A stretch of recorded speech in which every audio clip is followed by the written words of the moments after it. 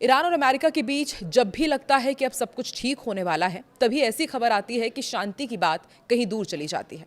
आज सुबह से ही लग रहा था कि ईरान और अमेरिका के बीच जल्द ही कुछ समझौता हो सकता है। इसी बीच अब एक और नई खबर सामने आ गई है।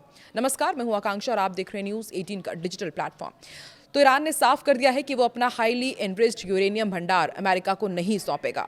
रॉयटर्स के मुताबिक एक सीनियर ईरानी अधिकारी ने कहा है कि मौजूदा शुरुआती समझौतों में परमाणु मुद्दा शामिल ही नहीं है और सूत्रों के मुताबिक ईरान के परमाणु कार्यक्रम और यूरेनियम भंडार पर बातचीत बाद में अंतिम समझौते के दौरान होगी।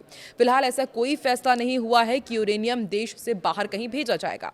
दरअसल इससे पहले अमेरिकी राष्ट्रपति डोनाल्ड ट्रंप ने यह कहा था कि अमेरिका ईरान को हाईली एनरिच्ड यूरेनियम रखने नहीं देगा।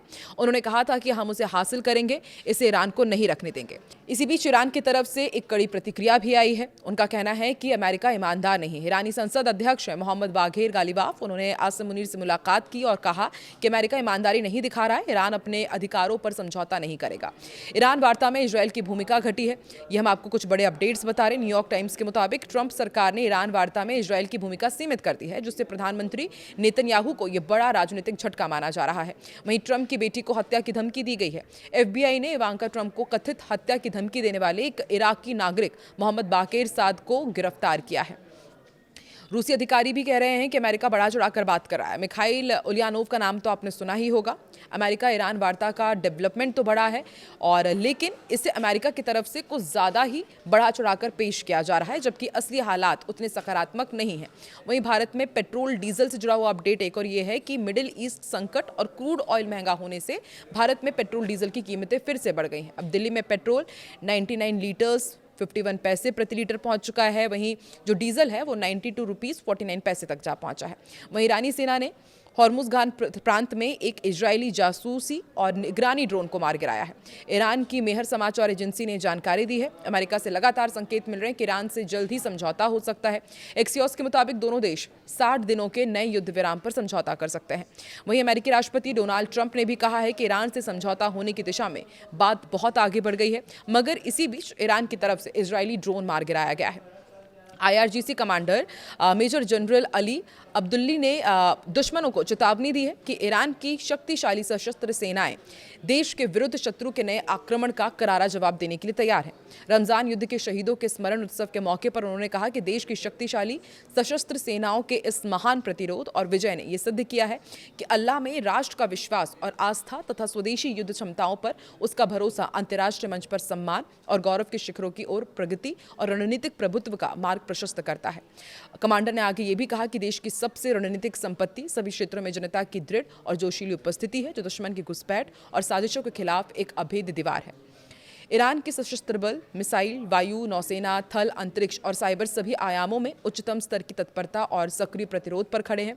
इसलिए दुश्मन द्वारा किसी भी नए आक्रमण का क्षेत्रीय और उससे परे स्तर पर विनाशकारी और भयावह जवाब दिया जाएगा।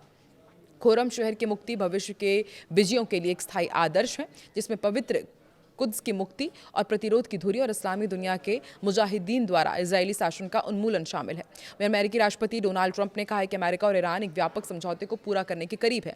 ट्रंप ने बताया कि इस डील के पूरा होते ही हॉर्मुज़ स्ट्रैट फिर से खुल जाएगा और इस खबर पर अब दुनिया भर की निगाहें टिकी हुई है।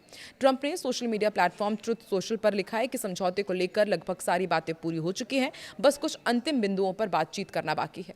ट्रंप ने लिखा, मैं व्हाइट हाउस के ओवल ऑफिस में हूँ, जहाँ हमारी अभी सऊदी अरब के प्रेसिडेंट मोहम्मद बिन सलमान अल सऊद, यूनाइटेड अरब अमीरात के मोहम्मद बिन जायद अल नाहयान, अमीर तमीम बिन हमद बिन खलीफा अल थानी, कतर के prime minister Mohammed bin Abdul Rahman bin Jassim bin Jaber Al Thani और minister Ali Al Thawadi, Pakistan की field marshal Syed Asim Munir, Ahmad Shah, Turkey के प्रेसिडेंट रेसिप तैयब एर्दोगान, मिस्र के president Abdel Fattah Al Sisi, Jordan के king Abdullah और Bahrain के king हमद बिन ईसा अल खलीफा के साथ इस्लामिक रिपब्लिक ऑफ ईरान और पीस से जुड़े एक मेमोरेंडम ऑफ अंडरस्टैंडिंग से जुड़ी सभी चीज़ों के बारे में बहुत अच्छी बातचीत हुई। अमेरिकी राष्ट्रपति ने ईरान के साथ डील की स्थिति जाहिर करते हुए कहा कि एक समझौते पर काफ़ी हद तक बातचीत हो चुकी है।